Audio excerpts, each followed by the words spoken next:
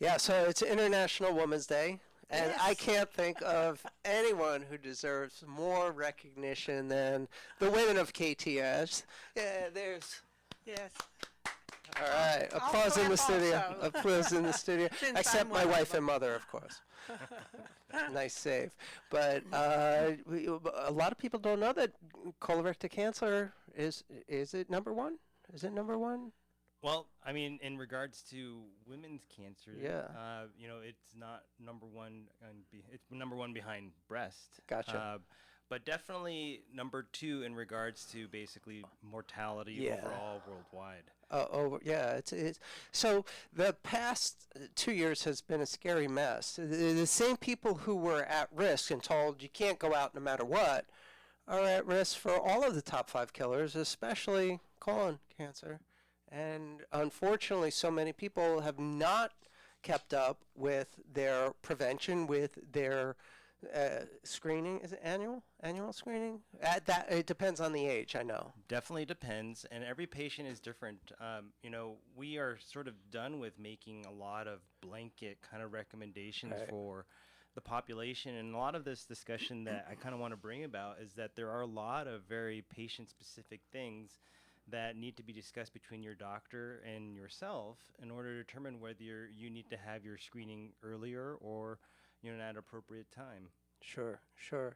And now that the pandemic is unofficially over at the end of this month, hopefully we're all going to start getting back to our regularly scheduled program. So, from your perspective, what does that look like? Well, the main aspect is just reinforming a lot of people as to why this is important. I'm actually a very firm believer that colorectal cancer is actually a very preventable disease. And our data has definitely shown that. And I'm not talking about data that's only 1 or 2 years old. We're talking about decades old data Sure. that we've been observing with time. And the importance is that if we catch it at an earlier stage, you may be able to avoid a person like me doing a very massive and morbid surgery to cure your cancer. Yeah, nobody wants to wear a bag for the rest of their lives, De- or, or worse. Definitely. Yeah. So, largely avoidable, as is just about every one of the top five, maybe even 10 killers. The underlying similar theme is inflammation. And when it comes to inflammation in the gut, there's a lot. It's not just colon cancer that we have to be concerned about, but that is probably the most scary diagnosis that anybody is going to get by not taking care of things. Yeah, you got to realize your body is a miraculous piece of machinery. There are many things that we still don't know how it compensates as far as stresses and things like that. But as far as you mentioned, there are many factors at play, and colon cancer is quite multifactorial. But doing the appropriate screenings and the appropriate prevention and sort of following very simple pieces of advice could actually give you the longevity that you need to live just a normal, healthy life. Well, Right. what do you mean by the screenings? Well, I actually think it's the first talk with the doctor, but the American Cancer Society recommends that we start initial colonoscopic screenings at the age of 45.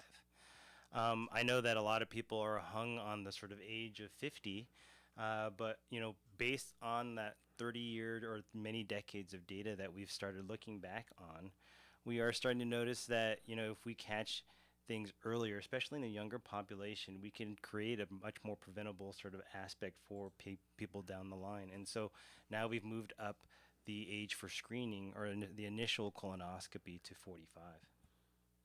I see. So you're a gastroenterologist, is that correct? Oh, I'm a colon and rectal surgeon. Oh. Well, isn't a gastroenterologist the doctor that you would go to Yeah. to have one of those tests done? Absolutely. The gastroenterologist is one of the first line defenders and or sort of screening physicians for this type of disease. Yes. But the colorectal surgeon is mainly the person that will take care of a diagnosed cancer at that time. But I think actually, whether it's me as a colorectal surgeon versus a gastroenterologist, I mean, as a surgeon itself, I would like to not see patients reach my doorstep. And I'm not upset by any of that sort of aspect at all. It doesn't mean that I, won't do a surgery, but having prevention and basically minimizing the morbidity that, a surgery can cause to a patient is a very big deal. And I actually think, the preventive aspect to colorectal cancer screening is very important because it does save you down the line. Well, what kind of symptoms does a person have Quite that often, would indicate a colorectal cancer? quite often it may be no symptoms. Probably sometimes maybe people just feel off. Lack of energy, they're not gaining weight like they used to, or they're losing weight quite precipitously. Very few of them present with like grand GI like symptoms like persistent nausea, constipation, or any sort of change in bowel habits. And so that's why screening is important, because actually if you catch this when you're asymptomatic, meaning that you don't have any sort of initial presenting symptoms, we found that actually you have a higher survival or better prognosis compared to people who present with an initial symptom of anything. Yeah, exactly. So one of the key search words is symptoms for. What are the symptoms of this or that or the other? But as doctors know, symptoms are not the first sign of a problem. They are the last ditch effort of your body screaming for help. And too often, especially in things like cancer, or all of the top 5 killers, too often the first symptom is irreparable damage. Like you are way too far gone at the sign of the first symptom in way too many of these very serious health conditions. So I think part of the reason we do this show is to get people off, well, what are the symptoms? What symptoms should I be watching for? And shift it over to what I think the emphasis of your message here today is early screening. Early screening, and my message is don't get sick in the first place. Take care of yourself. Get the sleep, get the hydration, get the appropriate nutrition. And I'd like to spend a little bit of time on that today, because that is not, just like you say, there's no one size fits all. There's no one size fits all about when you should go get a screening. And there's no one size fits all about, oh, well, this diet is the diet for everybody. In fact, the most extensive dietary research was something called the China study, done quite a while ago. Huge, massive, nothing done ever since comes close to it. And me being almost vegan, I'm vegetarian, but I'm almost vegan now, love the results of that study, saying that, hey, listen, our digestive tract is designed to be vegetarian. A little bit of protein here and there, a little bit of fat here and there, but overwhelmingly vegetarian. But the science geek in me has to turn around and take an incredulous look at the China study. And the problem with the China study is, as massive as it was, they were all Chinese. Every single one of the people in that study were in China. So they have similar genetics, they have similar cultural biases, they have similar preferences, they have similar environmental stresses that is going to skew the results of that. So you can't necessarily compare the China study to a Caucasian guy living in Santa Clarita. It's not apples to apples. It's a very individual thing. And that's the problem with all of these diets that are out there. There's a shred of truth in every single diet plan out there. And anytime you pay attention to what you're eating, you're going to have some at least initial positive results. The problem is, if you're not paying attention, and I don't mean just to the scale or your waist size, but if you're not paying attention to what that is happening over the longer term of things, and I mean 2-3 months out, because that's almost people can stand a diet for, and then they start reverting back to whatever they were doing before. If you're not paying attention to the results after the fact, then you could be getting yourself in trouble. Right. I mean, you brought up a lot of points in that discussion there. Monologue. Yeah. In that diatribe. But right, diet does matter. But I mean, one of the other first things that you sort of brought about is that the aspect of symptoms, and I stated that the human body's miraculous. It is meant to tolerate a huge amount of stress, and when you present a symptom, sometimes that stress is too too profound for your body to compensate for, and that is an aspect of it being too late. So that's one aspect too as well. And yes, the diet studies actually, several of them. Yes, the China study is the largest and probably the more sort of consistent population group that you have. But it's very hard to extend that to, African American male, Hispanic men and women, a Caucasian men and women, all alike. And it's the main aspect of it is too is should bring people to the point where it's good to ask a very knowledgeable person. Quite often I actually do learn a lot from my patients who bring up about the sort of effects of their new diets and their stuff in their life and how it changes things. And I think it's fine. I think, but there's the only way that you sort of can test how it is good for you is by going through it. But if you notice some abnormalities and such like that, definitely discussing with a much more knowledgeable person, such as your primary care physician, your gastroenterologist, and see what needs to be changed.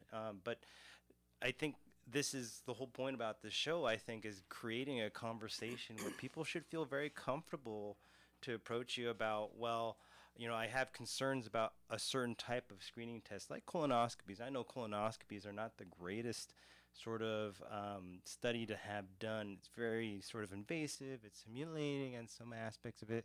But the profoundness of it is that if we prevent you from developing a colon cancer 10 years, 20 years down the line, I say we bought you 10, 20 years of life just with one hour long procedure. Yeah. So you touched on something that I want to know more about. So how does the poop in the box test measure up?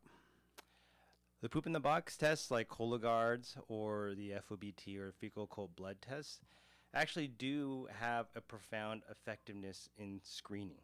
The only thing that it lacks is the therapeutic aspect of the colonoscopy, because if the colonoscope can identify it, it can remove it at the same time. Right.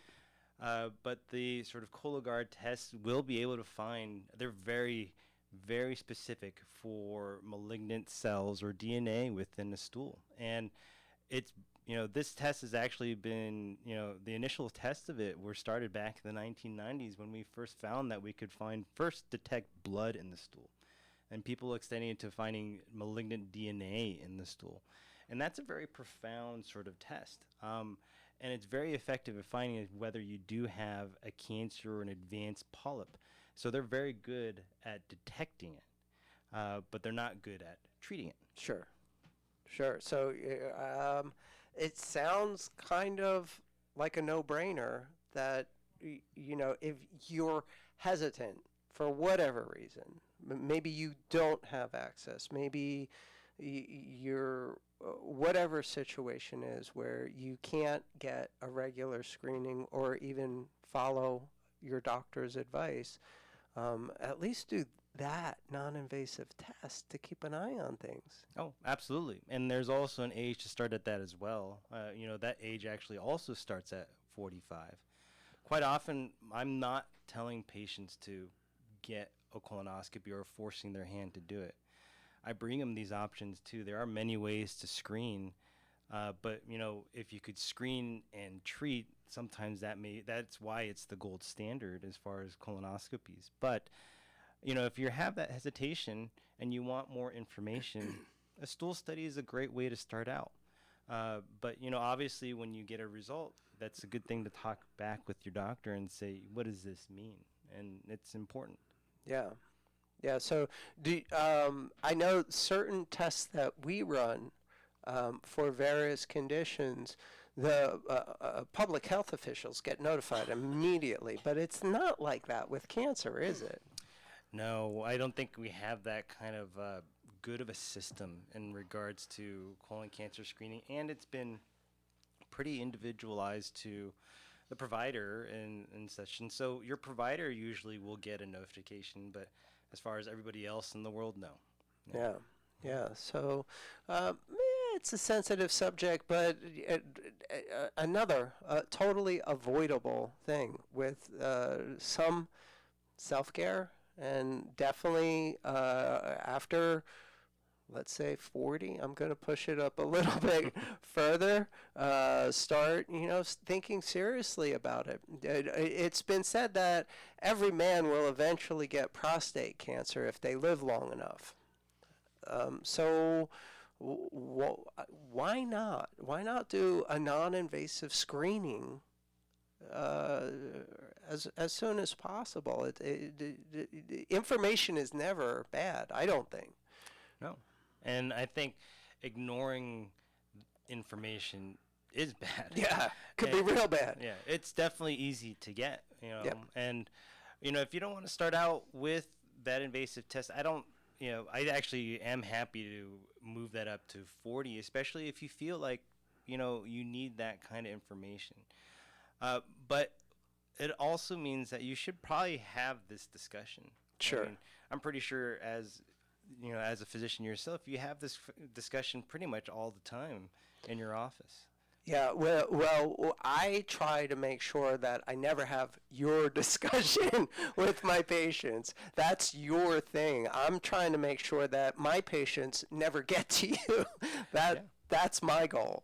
Yeah, and I don't take any offense in that. I think that's actually honorable. And it'd be great to have a few less colon cancer patients present to my door.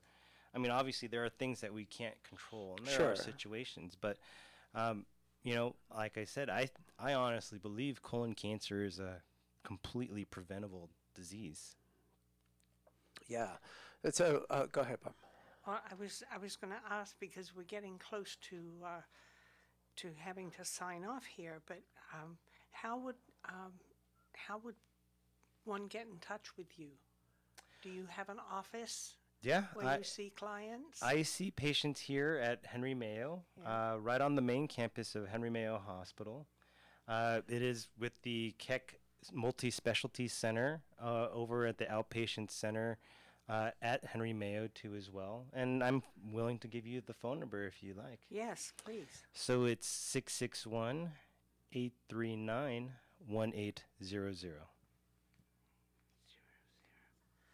My goodness.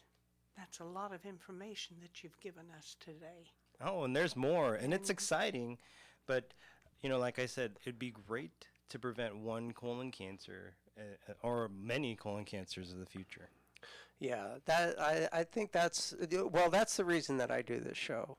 Yeah, I mean, yes, it is the senior population, but there is still the best medicine is always don't get sick in the first place, by far. Oh, definitely. And in regards to your own family, you have younger ones too as well that are part of your group. And the information that you gain from yourself is important for those future generations too, because that information will determine their screening and such down the line. And so you could prevent colon cancer in your entire family.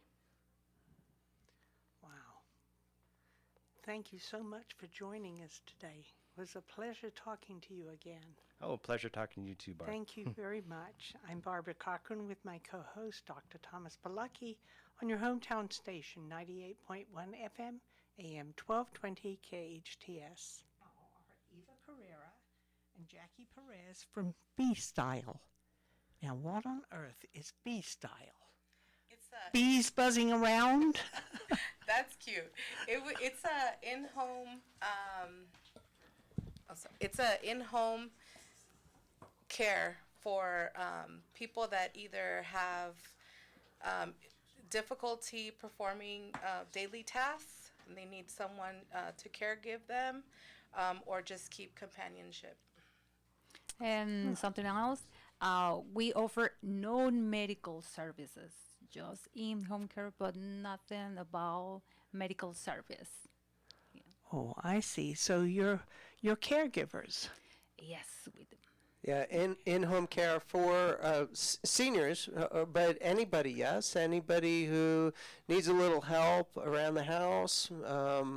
Maybe people are going to work and somebody is stuck in bed or something like that. You can take care of the stuff that needs to get taken care of.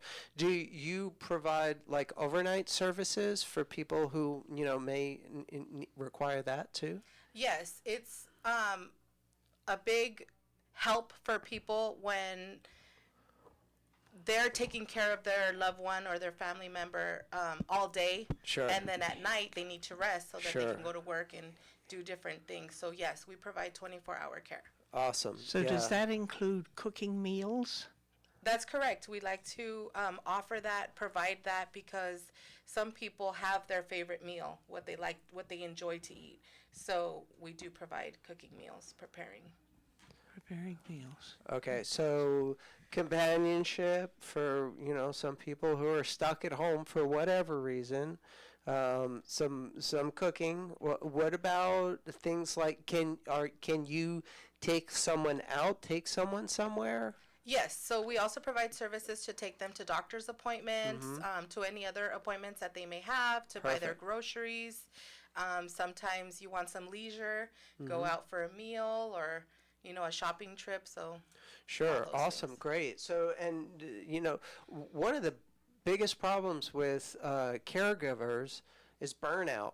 Like you professionally, but certainly more and more people they have their own job, they have their own life responsibility, and then on top of it, life throws them a curve, and all of a sudden they're now a full-time caregiver on top of everything, and it can be overwhelming. Yes, and personally that happened in my family not too long ago. My grandfather had to have more assistance than we were used to, so our family members were kind of burnt out, Yeah. and we needed to look for extra care, and that's where it becomes helpful, because you don't want to send your loved one to a facility. Yeah, yeah. Keeping the family together is critically important.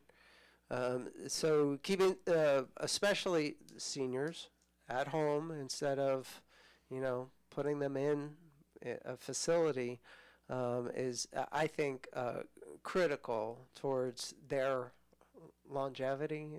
They're going to survive a lot better at home, or even if not, they're certainly going to be more comfortable at home than in this whole new strange surrounding without any kind of support except for hopefully an occasional visit by somebody. It's actually very helpful for them because they do not feel the anxiety Yeah. and the stress, the tension from being in a new place where maybe they can't have their favorite, cup or their favorite chair, or Right. the comfort of sitting. My grandfather enjoyed the sun, of sitting next to the window, to take in some sun. So at home, they have all that comfort. Sure. Go ahead. Yeah, especially as healthcare worker, because I have been work many years. So, and I would like to share something that I catch it during my years. So I work in facilities too, and in home too. But I noticed that in the facilities, sometimes the residents, passing the days or weeks, they refuse it, care for themselves, and sometimes rejected the meals. Why? Because they feel alone. They need a hug. Sometimes as a worker, Yeah. or at least me, I try to close to her and at least, oh, something happened. Everything's gonna be good. We are here, something like that. But they need close family or friends. And I noticed that after their visits, the residents acting different. Yeah. Because just a small hug or something like that, they started to smile, eat good. And I say, oh, wow, just with 1 hour for their sons or grandsons, friends, they change everything. But passing the days and they just started again, reject food, reject care. So definitely, in my own experience, the home care is the best for family and for the residents too. Absolutely. So the growing problem with dementia is all the different kinds of dementia. One of the things that is most interesting is the retention of established old familiarity. Short-term memory is the first thing to go. Location is one of the first things to go. So if you can keep familiar location, if you can keep familiar faces, if you can keep family around where this person knows this person for 20, 30, 40, 50, 60, 70 years, it's going to be a much more comfortable setting than all of a sudden I'm confused, I don't know where I am, I don't know who you are. It can be terrifying, absolutely terrifying. But being able to keep someone home as long as possible, as comfortable as possible, I think is critical, and that's a great service that you're providing. Yes, it definitely provides comfort and familiarity.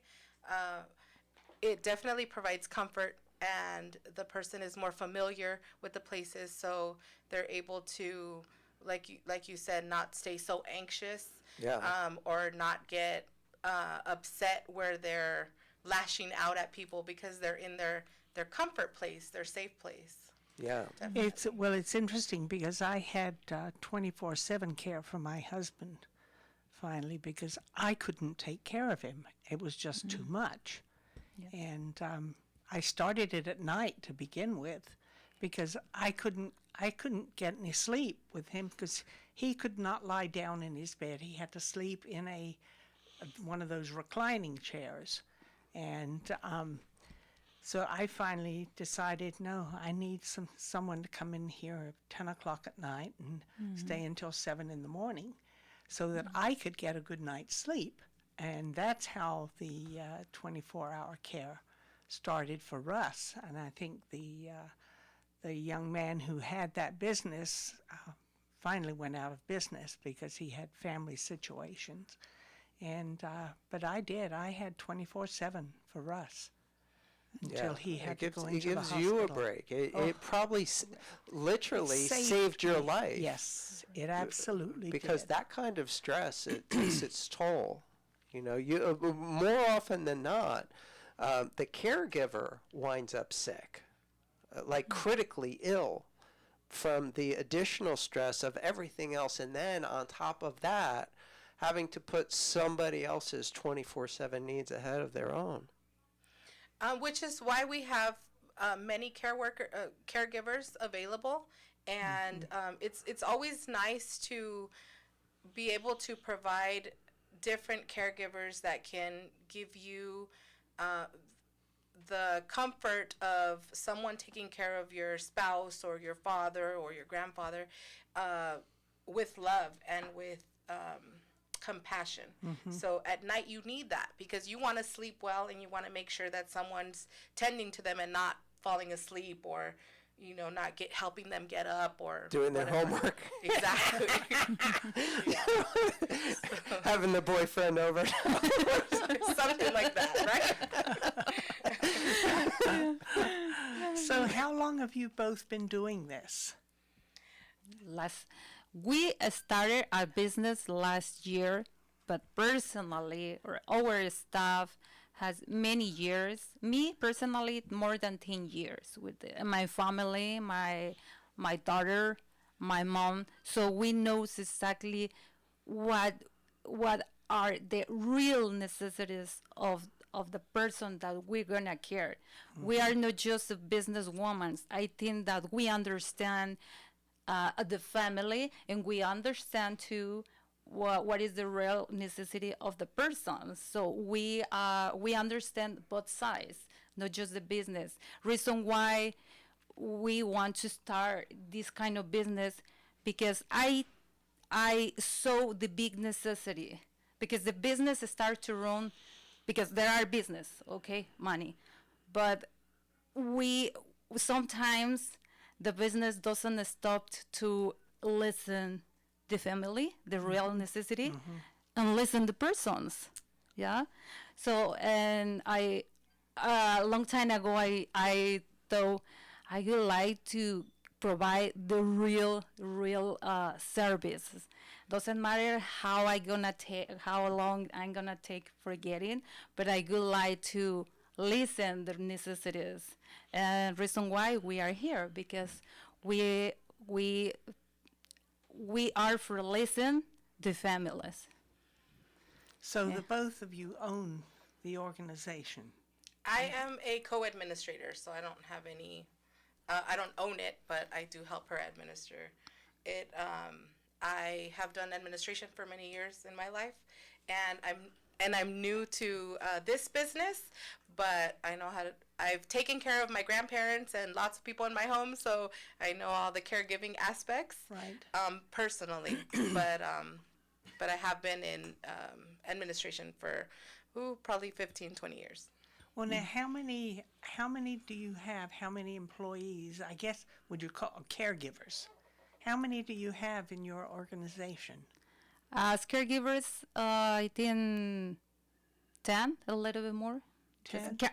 Directly caregivers. The actual Yeah. caregivers. Actual caregivers, yeah. And what is your service range? Like, how far can you go? Our listeners can hear into Lancaster. So do you cover the entire Santa Clarita and Antelope Valley? Yes, we're Lancaster, Palmdale, Santa Clarita, San Fernando Valley, North LA. Yeah, we offer Okay, the great. Wow. So you have a very large area that you work in. Yeah, just in Santa Clarita, we have our staff around 10 caregivers, but we have more in other places. Over in the work Yeah. in Palmdale and Lancaster and Yeah, in San Okay, so Fernando there are Valley. other offices. You're representing the Santa Clarita office. Is that what? So it's not that there's other offices; is that we have other caregivers available for the other areas Oh, that live gotcha. in that area, so Okay, they don't okay. have to travel Okay, long good. distance.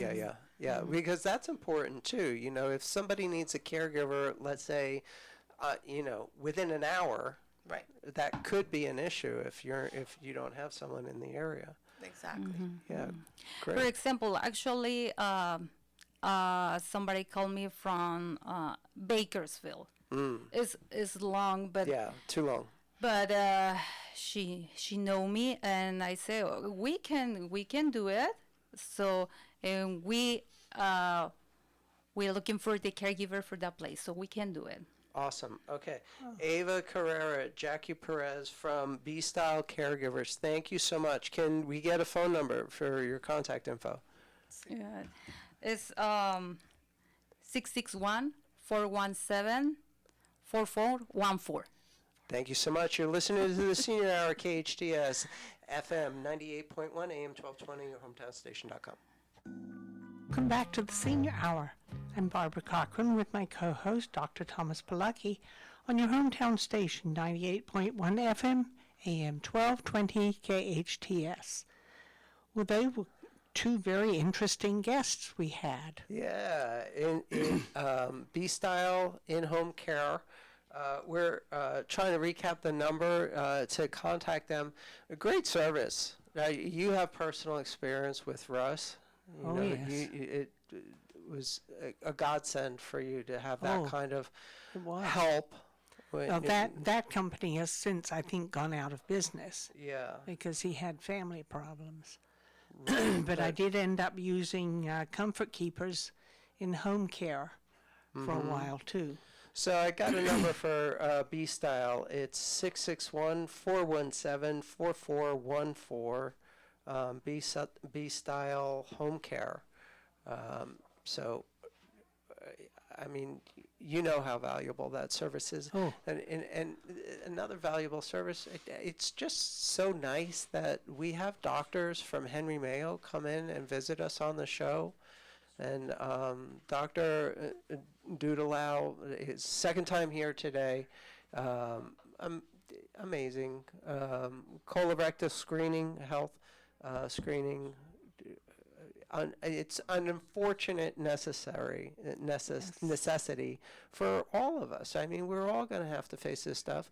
No matter how good your diet, like we talked about, is, no matter how you try to take care of yourself, you need to get a checkup. Get a checkup. And so many of us over the past few years have put that on a back burner, and not always by our own intentions. You know, we were told we can't. You can't go in for your screenings. You can't go to the hospital unless it's, you know, COVID related. So many of us suffered from that, and now it's time to get back into the swing of things. Absolutely, it is. Absolutely. Yeah. So yeah, I know you've stayed on top of your health. You beat cancer again just recently. So, you know, there's that. But going into this whole crisis over the past 2 years, you were under a lot of stress in a lot of different ways. Well, and I'm still fighting the effects of this past time. Yeah, sure. And because I guess age has a lot to do with it too, because as you get older, it takes longer for you to recover, Absolutely. no matter what you have. Yeah. Well, just the fact that you recovered alone is amazing. Amazing. You know, not once, but twice. Twice. You beat cancer twice. Yeah, 10 years apart. And I don't want to say not everybody is that lucky, because I don't think luck has anything to do with it at all. I think you are a survivor.